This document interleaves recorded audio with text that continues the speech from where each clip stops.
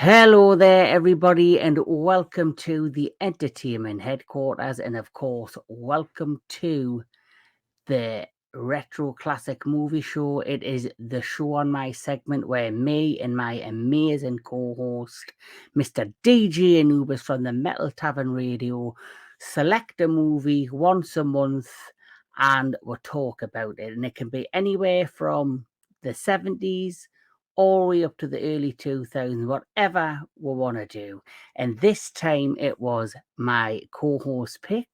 And you chose what, my friend? 1971's Duel from Steven Spielberg. Boom, there we go. And the great thing about this, when he made this pick, is I had known Steven Spielberg had done a number of movies, but Duel is one film I had never seen by Mr. Spielberg. So the fact that he chose this particular film, I personally was excited for, because it gave me, something that I hadn't seen before and something to look forward to. And what I can say, it was a very interesting film indeed. So, would you like to talk a little bit about Duel since it's your pick? Yeah, so initially I saw this actually on TV. I didn't see it upon its release. I mean, I was only about 1 years old when it got released, but I would say probably towards the end of the 70s or early 80s when it was actually starting to get played on TV regularly. Uh, I checked it out, and obviously I didn't really. I knew Spielberg had done Jaws and stuff like that, but at this particular movie, I think whenever I sat and watched it like a second or third time, saw his name in the credits, I'm like, oh wow, Spielberg did this. This is pretty interesting. But I did remember liking it the first time I saw it, and it's as I look back at it, last night going back to revisit it, it's like it doesn't hold up quite as well as you would like because we're so used to Spielberg doing these grand, amazing Mhm. films now with all the technology and stuff like that. But there is an interesting fun with the movie. Like it's a little bit quiet, it's a bit slow, but the tension just keeps building and building and building. And you start to see what it is that eventually makes Spielberg so great as a storyteller and a director because Mhm. you're seeing how he's kind of like just he's building this, he's setting up this, and he's setting up this shot, and then all of a sudden, like the cinematography is still great. Like a lot of what goes on Yeah. in the shots that are used, and one thing that we'll probably talk a lot about is like this. Basically, I'll let you give the description of what happens, but you've got this whole cat and mouse thing between two of these drivers. Just on a, it's like that's really it. It's a story about two drivers, and but there's this huge cat and mouse game. So I'll let you get into describing what the movie's about and what people should expect when they watch it. Oh, definitely. So, like I say, I had never seen this movie before, and I do believe when it did come out in 1971, it was a straight to television movie. And Mhm. even though it is a straight to television movie and probably didn't have the kind of budget of what Steven Spielberg is used to now, I still think it was a well crafted film because obviously you can see this was where he honed his craft as a filmmaker in many ways because, like you see, the cinematography, some of the detailing and the camera work uh, is all there for his later films, especially the scenes on the road with the car in the truck. It reminds me of scenes like in say Encounters of a Third Kind when the spacecrafts are going along the road and such things, and you get to see like the camera angles, and Mhm. even when it comes to see Jurassic Park with the T-Rex chasing the car, and you get the rear view mirror shots, stuff like that. This all started from Duel, in my opinion, when it comes to Steven Spielberg. But before we crack on and talk about the plot, let's just talk a little bit about the cast. So Dennis Weaver played David Mann, who was the man behind the wheel of the car. And you never ever see the face of the driver of the truck, which was one of the most interesting plot points. I Yep. honestly I honestly was expecting it to be some sort of twist when it came to the driver at the end. But as we crack on and talk about the story, there isn't really a twist with the driver, but was very interesting. But Carrie Lofton is the one who played the truck driver. Jacqueline Scott played Miss Man, who's only seen in one scene, which is the scene where he makes a phone call to his wife. And apparently, the night prior to him traveling off to do this business, this bit of business, seal this deal. They must have had some sort of argument or confrontation at some party. So that immediately made me assume this was connected to the driver of the truck. Because I thought that might have played in it, because all you know is that him and his wife have had some sort of argument over one of the people at the party who was a drunken person who maybe got a bit too touchy-feely with Mrs. Man. Yeah. And there's a few other characters. There's a bus driver. There's the people in the diner, which we'll get into. But I'll just talk about the basic plot of Duel. So the basic plot of Duel is simply this. A business commuter is pursued and terrorized by the maleficent driver of a massive tractor truck. So basically, that's the main plot of the movie, is where this David Man, he's basically, you start off with this beautiful shot, and it's like, it feels like it's done in real time, where he leaves the garage of his home, and he's basically going through the busy city, and you just see city shots and angles from the back of the cars that drives out of the driveway. And then you see him going through the city lights and the hustle and bustle of a busy city, till he gets more into a more quiet, more country-esque scenery, which is where things start to transpire. I believe, is this not after that he kind of bumps into the truck when he's trying to get to a meeting? Yeah, so he's on a trip to I don't remember if he said it was Ford or something, but it was an account he was trying to save, because they were struggling, or he was struggling to keep this account from leaving him, so he had to go see this guy in person. So he's driving. It's kind of like high desert area, at least kind of looks that way. And he's driving, and he gets behind this rig, which looks like a bit of an oil tanker, very old school oil tanker looking truck. And the truck is very old. It's run down, as you can see there, and it's emitting a lot of this smoke. And it's just, he's got the windows down because it's hot, and he's driving this old Dart. It looks like that's got no AC going on. So he's coughing. He's like, he's complaining about pollution and everything else. Mm-hmm. So in order not to suck in all those fumes the way they are, he zips around the truck. And this is basically like how we see the early stages of road rage end up unfolding, because even though he's not really doing anything drastic, I guess the trucker just has something up his ass. And so not too long after he passes him, the truck comes whizzing by and then purposely slows down in front of him. So then you got this back and forth. It's and kind of like this masculinity thing as well, isn't it? Like, yeah, I've got the bigger truck, so yeah, I'm in front, and you've got this little teeny weeny red car, so I'll be ahead of you, and you just sit at the back of me. And they were really the beginnings, and it was a lot of like, like you say, beginning of road rage. It was a bit of like back and forth, but at the beginning, it doesn't come across too serious. It's just like, it's like what you would get like on the road, where you're just, on a busy highway, you've got people in so many lanes, and you're trying to overtake to get, further ahead.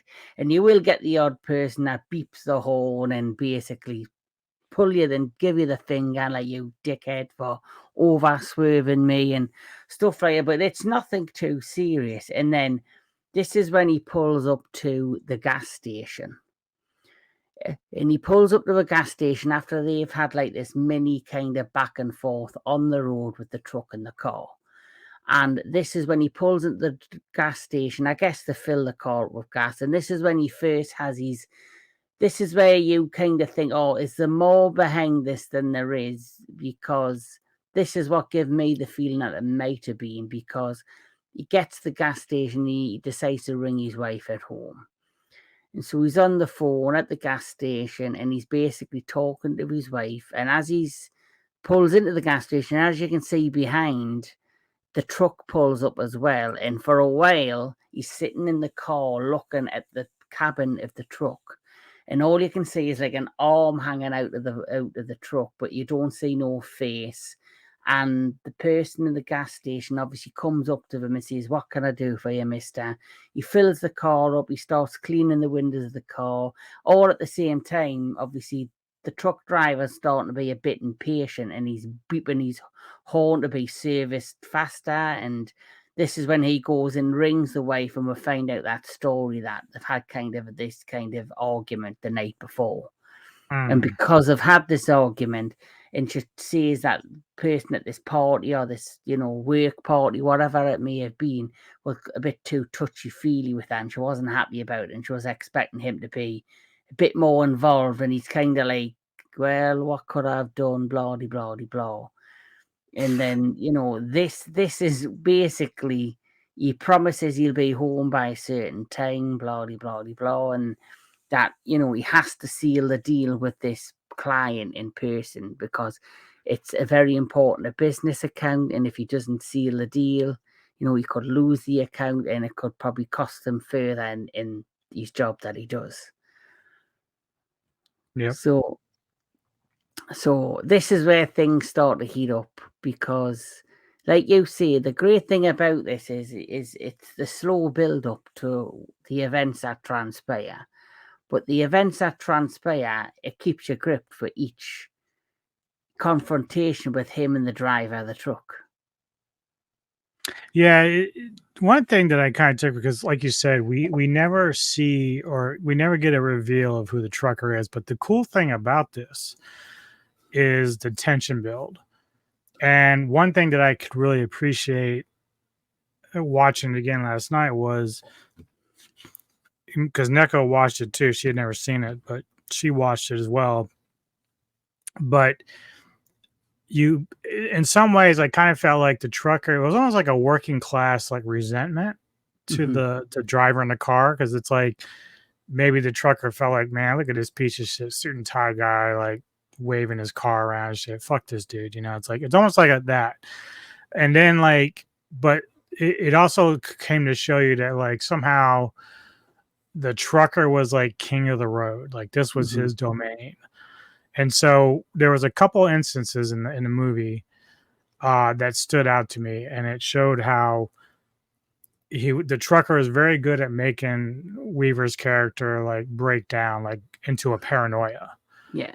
Because once he starts like getting really aggressive with the truck, banging into the back of the car, honking and all stuff, we see other instances. So, for instance, when finally the Weaver stops to get a bite to eat, and he's trying to calm down and collect himself, and the trucker's outside. Well, then he sees like other people inside the cafe, and he's like trying to discern if any of them are the guys that drive that truck. To which he ends up accusing one guy. Yeah, these are are some of my favorite scenes in the movie, because he's basically, as he's sitting shaking after the last because once they leave the gas station, things like you say heat up, and he starts banging into the back of the car, and he starts, really frightening him. He's now realizing this guy's serious. It's not just something small. He's actually out there and he's pissed off at us for whatever reason, and he's gunning for us. And then he has that small kind of crash into the fence near where the cafe is, and he's really shaken up. He's emotionally like distraught of the whole thing. And I think the truck goes by, and that's when, because he is shaking, right, you see he goes into the cafe and he's sitting there, and then the truck pulls up right next to it, and that's when he starts getting this even more fear. And these are my favorite scenes of what you're talking about, because what I loved about it, as he's sitting panicking after he goes to the bathroom, he's trying to gather his thoughts, but you're hearing his thoughts in his head, because obviously he's narrating what he's thinking and you hear it out loud, and it's really great cinematography and great work to build tension of him and hearing him speak about, what's going on around him. Yep. Yeah, and so he has a scene where he confronts a driver, assuming this guy is the guy that drives a truck. But this is where and it's where Weaver's character, he's kind of like so paranoid now that he's just willing to accuse anyone that he thinks is actually the guy that's trying to like kill him or hurt him.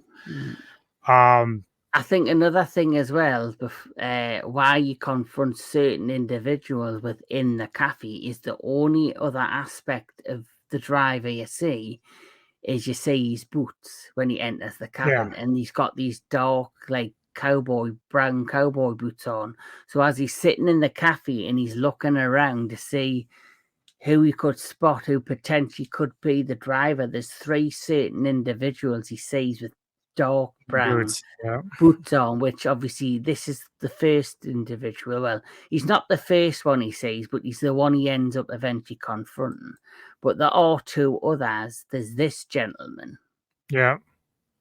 Yeah, it's kind of like they all kind of, and Spielberg uses this whole thing where, he's looking, he's trying to see if he can see these guys. And of course, sometimes they're just turning around to look at him to see, because they saw him crash into the fence. So they're all kind of giggling at him like, this guy's lost off his rocker. He just wrecked into a fence and whatnot. So they're all checking in on him. But he's thinking, oh, this is the guy who drives the truck because he's looking at me like weird, but, we don't know.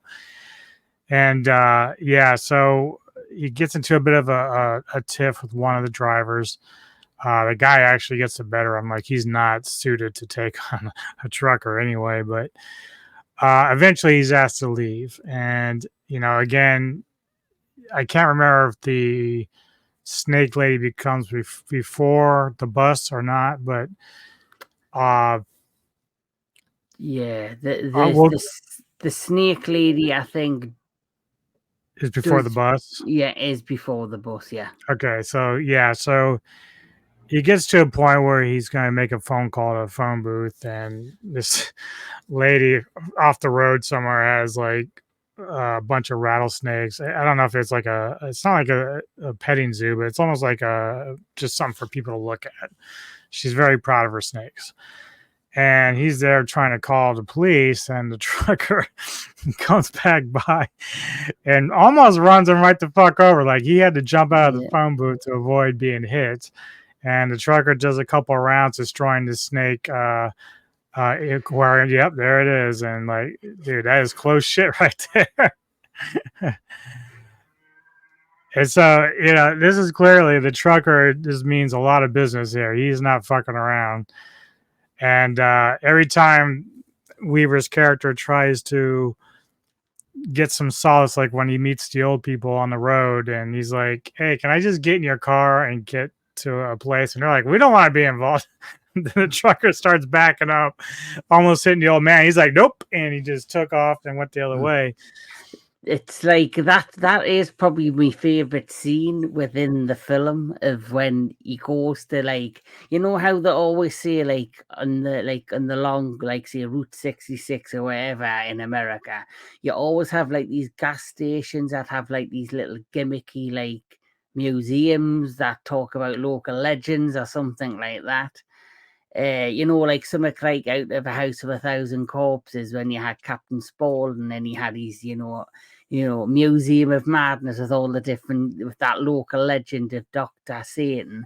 So for me, the lady at the gas station, she's like got like, I guess, a reptile petting zoo kind of at the side of a garage, where so you can pump gas and then you can also see the snakes, which, I suppose if it works, it works. If it makes some money, but just that scene where the driver's kind of, the truck's pulled up a little bit up the road and he's got the engine off, and he sees him go to the phone, and he clearly knows that he's gonna ring the authorities. Yeah. So, and he does not give 2 shits about it, and he just plows through the petting zoo with all those poor animals. You see tarantulas escaping the cages, you see lizards, you see, you know, but the snakes are get flattened, and then she's got like, I guess, a fox on a leash, which was saw in the clip there, just Yeah. tied to some pole in the middle of the desert. So just really great. And then he's like, "Have you got another phone?" And the lady goes, "It's the only one I've got." And it's literally been smashed to smithereens by the She's like, truck. all my snakes, they're all gone. Yeah, it was pretty crazy. But getting back to my point about how the driver is creating this paranoia in Weaver's character, we get to where this school bus is stuck on the side of the road. Like it's like kind of dirt or whatever. It's not like totally entrenched, but I guess the dirt's soft enough that he can't get any grip. So he's got a bunch of kids with him, and Weaver pulls up and he's like, "Hey, can I help you with something?" He's like, "Yeah, we need a kind of a push to get out of here." But Weaver's driving a car, and he's like, "Well, did you ask the driver of the truck that came by?" He's like, "I didn't see no truck." So anyway, somehow Weaver gets sucked into trying to push this bus with his car, and the dirt is soft, so he's having a hard time getting gripped. Even, and plus it's a bus, so I mean it's not a huge bus, but it's big enough. And he's trying to push it and ends up getting his bumper stuck underneath the back bumper of the bus. So now he's attached to the bus. And at first, when you're watching, you're just thinking, "Oh my God, is the bus going to take off?" And he's stuck with the bumper. Is he going to be dragged like with behind the bus? But eventually, bus driver comes out and they have to try to dislodge the bumper. And at this point, there's like a tunnel up ahead that you can kind of see down on the other end. And we see the truck who's made his way back kind of sitting there. Yep. And Weaver's character, again, he starts freaking out because he's worried about the kids. He's like, "Get the kids out of the road. Get the kids out of the road." He's going on and on about this driver trying to kill him. The bus driver's like, "I don't know, man. You sound like the only one that's crazy right now." And this is what's such a great masterclass of storytelling, because and the way the plot is unfolding, because the driver, being the biggest dick on the planet, clearly has done some pretty egregious shit, like running over the phone booth and the snakes, and he's done all this other shit. He comes up as Weaver gets in his car and takes off. Now the truck comes around and pushes the bus out to make him look like the good The hero. Samaritan. Yep. Mhm. And so that's the mind games of what's going on between the trucker and Weaver. Like he's purposely driving Weaver to his wit's end, making him think he's crazy, but that's exactly what his intentions are. Yeah, So yeah, and even when the truck, like you say, pulls up at the end of the tunnel, I found that scene just brilliant. Especially yeah, when the lights just come on and he's just sitting there and he's taking, and he knows just by sitting there like that, yeah, he's going to intimidate uh, the character of David Mann, and he's going to start getting paranoid. He's going to start, stressing out. He's going to start panicking. And in front of the bus driver and the kids, he's now going to start looking like slightly suspicious or crazed.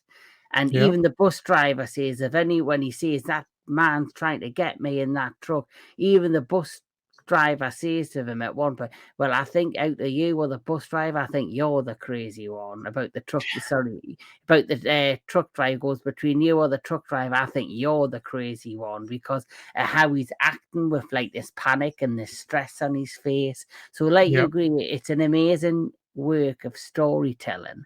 And it's great to see how from where he starts off as just this city man, as he's traveling the road and he bumps into this, truck driver, as he starts to get more and more into like kind of this paranoid state, this panic state.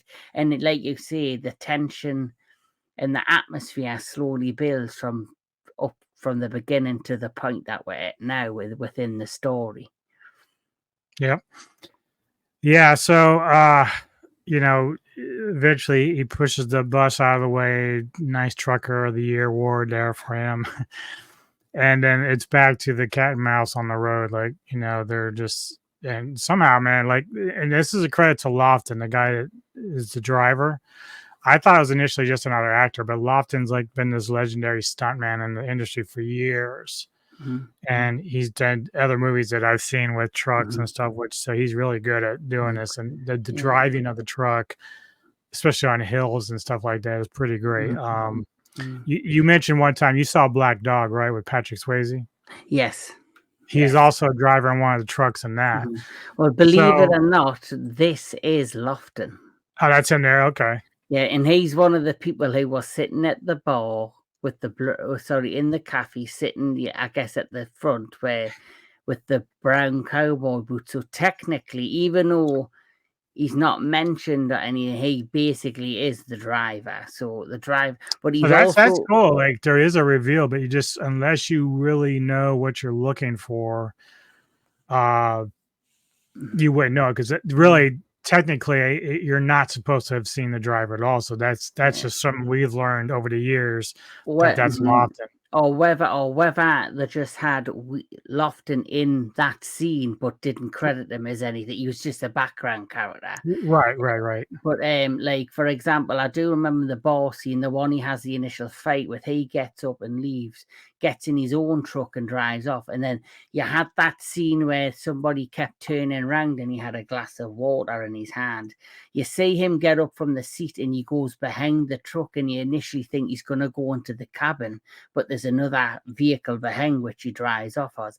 So but Lofton's character, I look closer, he's still sitting at the bar. But then the next thing you know, you see the truck drive off. But Right. Lofton's still at the bar. So clearly, even though he's in that scene, he's not actually the driver in that scene, but he's the one behind the So wheel of he's the just being car. a patron. Okay. Yeah. So I found that very interesting how they kind of give him a small background role within the plot of the movie. Yeah.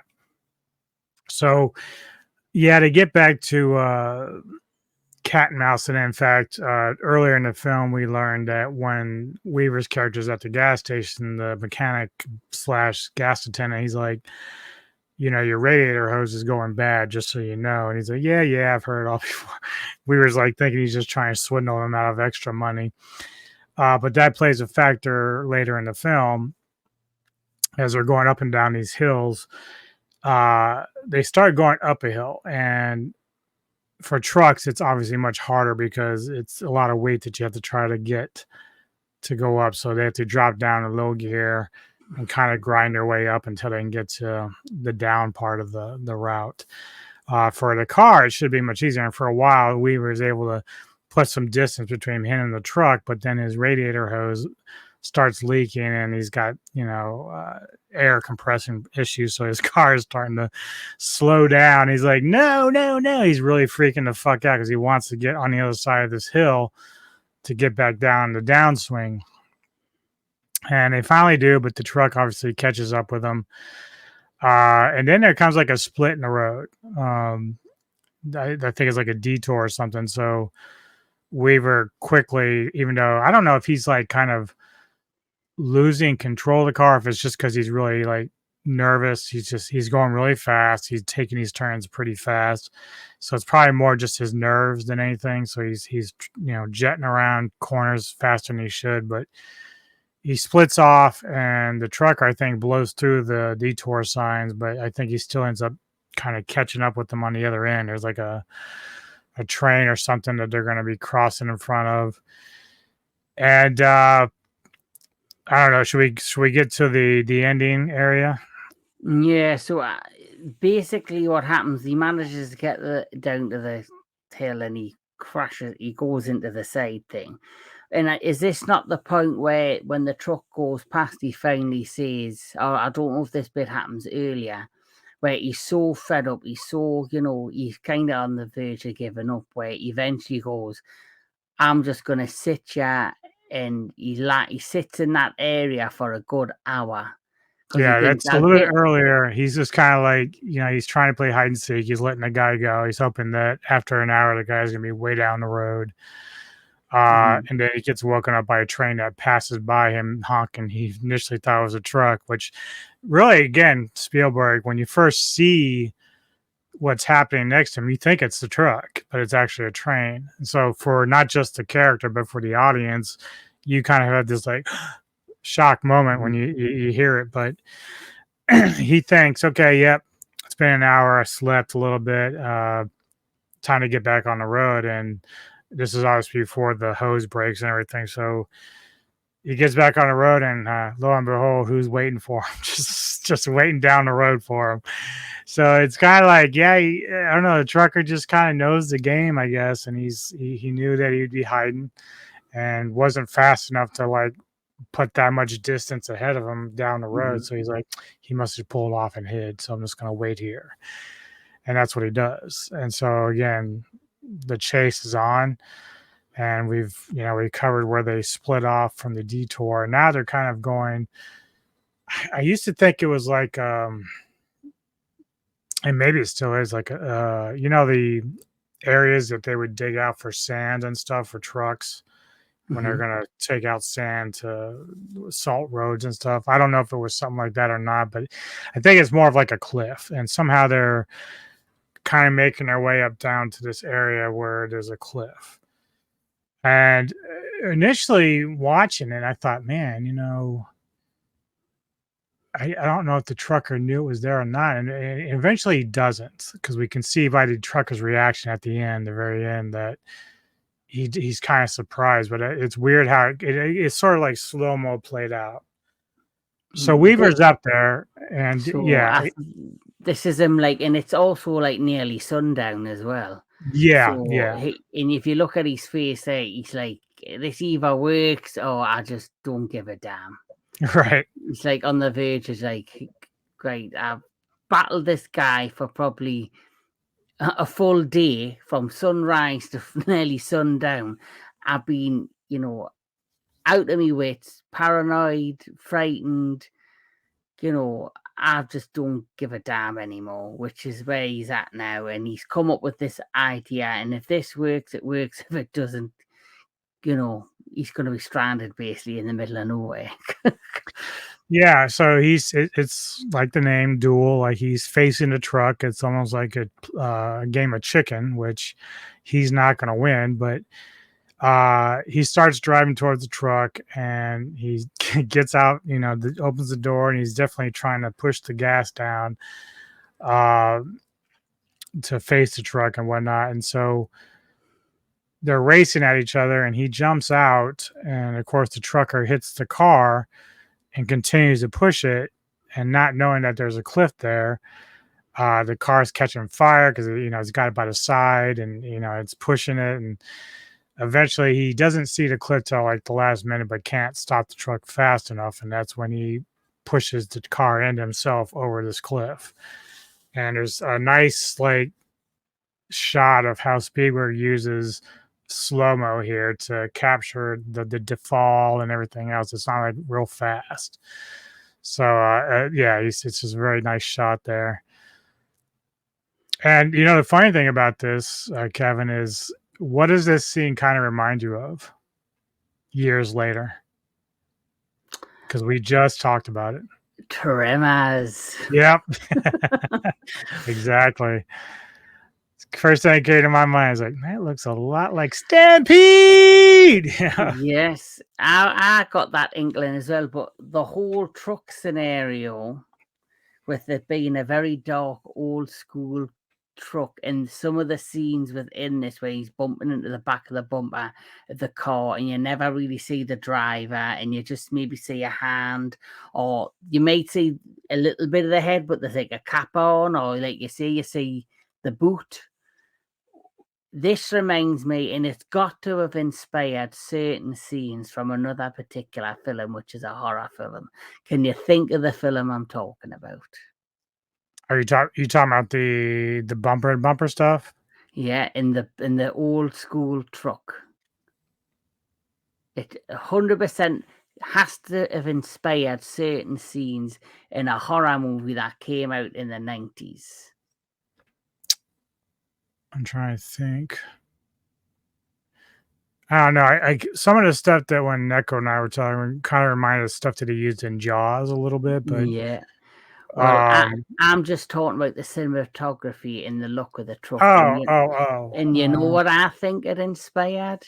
hmm. Certain scenes within Jeepers Creepers. Okay, yeah, If you yeah, remember, you've got the scene in the first Jeepers Creepers of the brother and the sister in the car, and behind you slowly see coming up behind them along the back road this small brown truck. yeah, And it gets closer and closer till eventually it's beeping the hell at the back of them. Later on, it's bumping into the back of them. Them scenes when he's getting bumped by the truck, because it's an old school truck, and certain aspects of this movie also, I believed, reminded me of certain scenes before you even meet the creeper. yeah, Before any of that, it's when it's the first, interaction with the creeper from Jeepers Creepers, where you don't know it's going to be like this, creature or a demon, whatever you want to call it. It's the initial reaction where you might have just thought Jeepers Creepers was about a mad serial killer who drives a truck. Then, obviously, as the film kind of progressed, like road games, yeah. yes, as the film progressed, it turned into something a lot more. But Hmm. that's when I seen certain aspects of this film with the old truck, the banging against the back of the car, the smoke coming off the roof of the car, of the truck, all of that, the dirt road. It reminded me of certain elements of Jeepers Creepers right at the beginning. Yeah, yeah, I can see that.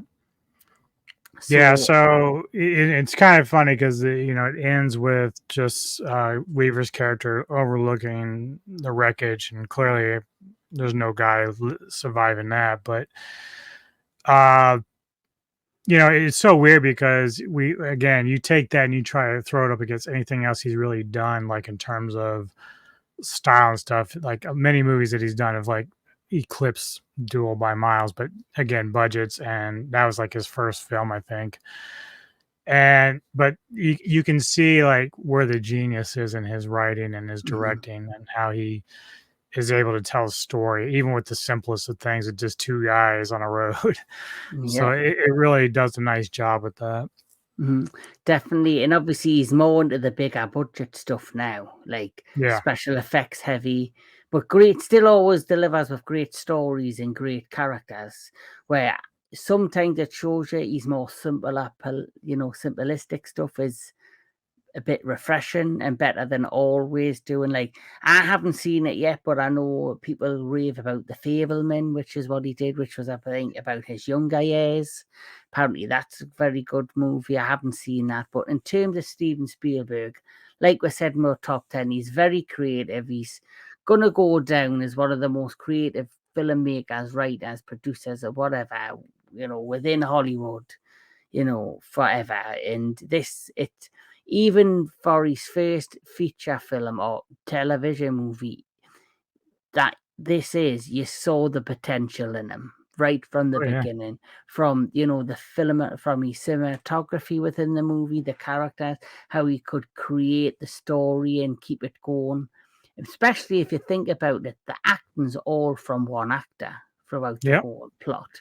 So, and like you say, there is some very much similarities to this with Jaws, especially with the tense build-up sequences and all of that aspect. And clearly, any film he makes will inspire other movies. But in all, my opinion is, for my first time watching Duel, it was a very enjoyable watch. Like you say, it's a very simplistic story at the same time, and the great thing about it as well, it has a start, a finish, and a middle. A start, a middle, and a finish, and that's it. And yeah. it's nice to have those films like this that just have, and they're not going to span off the 19 sequels. So that's really refreshing. So if I had to rate Duel, I'm gonna rate this. I would say, even though it's from 1971, and because it's my first time watching, I'd probably rate this 7 out of 10.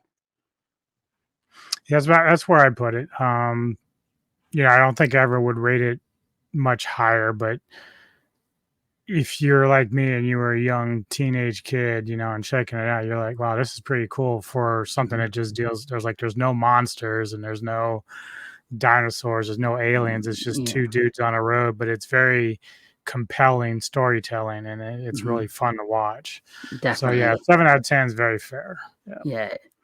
Yeah, so that's Duel. This is, the retro classic movie show, and I already know what I'll be doing next time.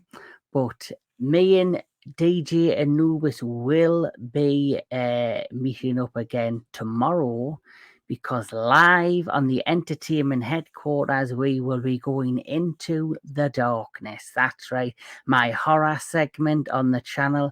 We are joined by Crypt from Metalomania, Tony of the Dead, and Anthony Jordan, and we will be talking about the Pumpkinhead franchise. And I just finished also, watching them all yesterday. well, I've watched the first two. I've watched. I think I found where I can watch the third one. The third So and fourth are both on Tubi right now. cool. So that's where I've watched that's where I've watching the third one. But we will be watching these, we will be dissecting them and having a ball like we always do in that segment. Also coming later today, I have another kaiju unboxing video, which Uh-oh. I think Mr. DJ Anubis will like very much.